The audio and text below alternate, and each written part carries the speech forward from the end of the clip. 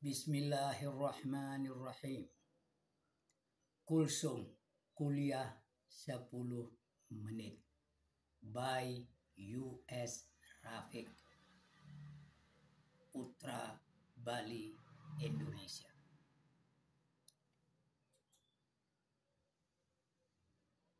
Undang-Undang Dasar Negara Republik Indonesia tahun 1945. Pembukaan. Preambul. Bahwa sesungguhnya kemerdekaan itu ialah hak segala bangsa, dan oleh sebab itu maka penjajahan di atas dunia harus dihapuskan karena tidak sesuai dengan peri kemanusiaan dan peri keadilan.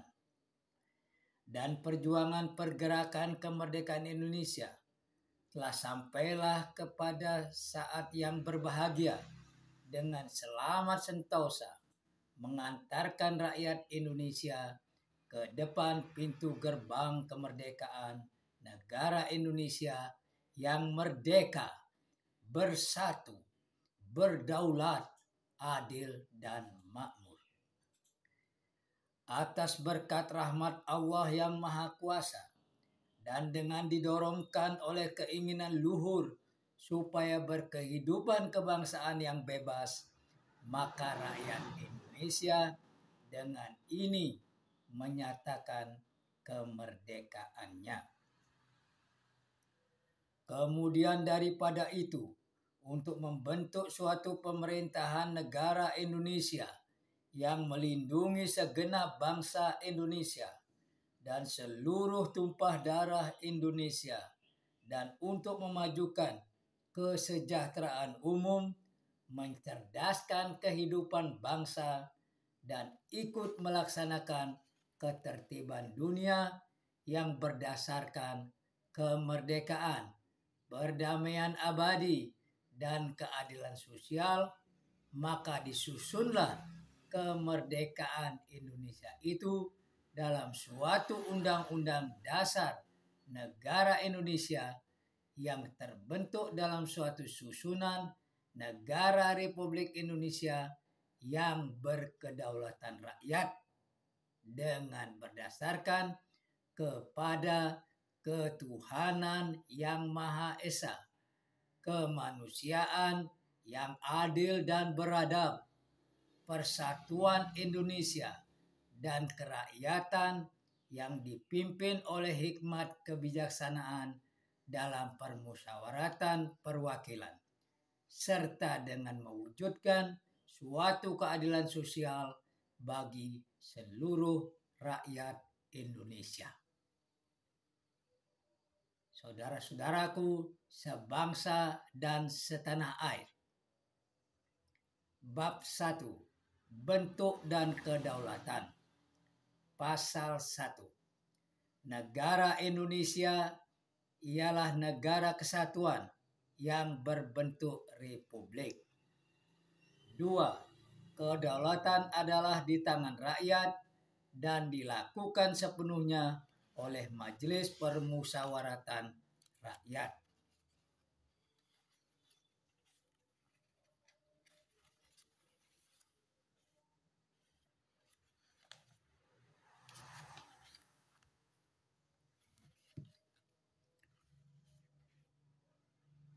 Kita masuki penjelasan Undang-Undang Dasar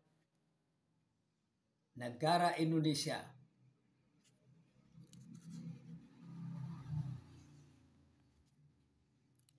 Agar kita lebih mantap memahami Undang-Undang Dasar kita.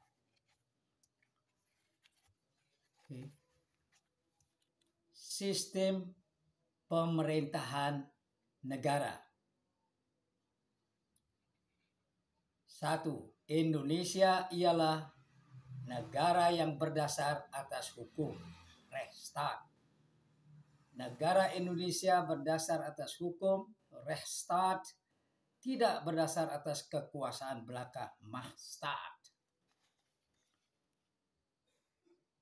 2. Romawi, sistem konstitusional pemerintahan berdasar atas sistem konstitusi, hukum dasar, tidak bersifat absolutisme atau kekuasaan yang tidak terbatas. 3. Kekuasaan negara yang tertinggi di tangan Majelis Permusyawaratan Rakyat. Kedaulatan rakyat dipegang oleh suatu badan bernama Majelis Permusyawaratan Rakyat sebagai penjelmaan seluruh rakyat Indonesia. Majelis ini menetapkan undang-undang dasar dan menetapkan garis-garis besar haluan negara. Majelis ini mengangkat kepala negara, presiden, dan wakil kepala negara, yaitu wakil presiden. Majelis inilah yang memegang kekuasaan negara yang tertinggi, sedang presiden harus menjalankan haluan negara menurut garis-garis besar yang telah ditetapkan oleh majelis. Presiden yang diangkat oleh majelis tunduk dan bertanggung jawab kepada majelis. Ia adalah mandataris dari majelis. Ia berwajib menjalankan putusan-putusan majelis. Presiden tidak neben, akan tetapi untergeordnet kepada majelis. Inilah saudara-saudaraku yang telah dipenggal dengan menjadikan MPR dari majelis tertinggi atau lembaga negara tertinggi menjadi lembaga tinggi negara yang sejajar dengan presiden dan Dewan Perwakilan Rakyat. Inilah yang kita sekarang tidak punya, MPR yang semacam itu, yang sesuai dengan Undang-Undang Dasar 1945 yang asli. Ya, telah dipenggal kepalanya oleh Majelis Permusyawaratan sendiri, diturunkan derajatnya dari lembaga tertinggi negara yang berada di atas presiden, di atas Dewan Perwakilan Rakyat. Nah, inilah sebabnya negara ini berjalan carut marut. Jadi menjadi seolah-olah bahwa trias politika, pemisahan kekuasaan eksekutif, legislatif, dan yudikatif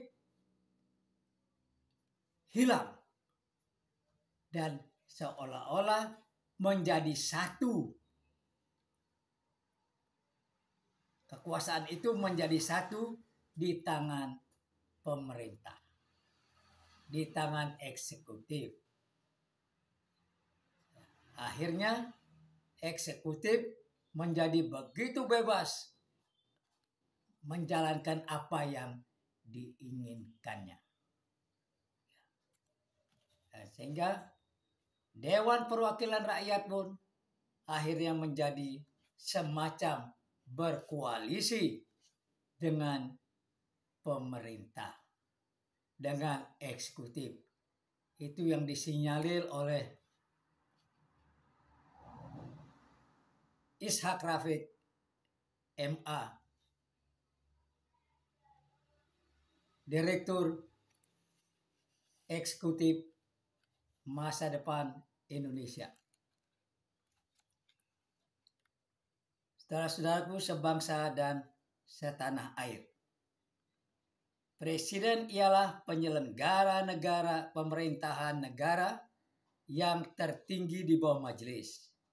Sekali lagi, presiden ialah penyelenggara pemerintah negara yang tertinggi di bawah majelis, bukan sejajar. dalam menjalankan pemerintahan negara, kekuasaan dan tanggung jawab adalah di tangan presiden. Concentration of power and responsibility upon the president.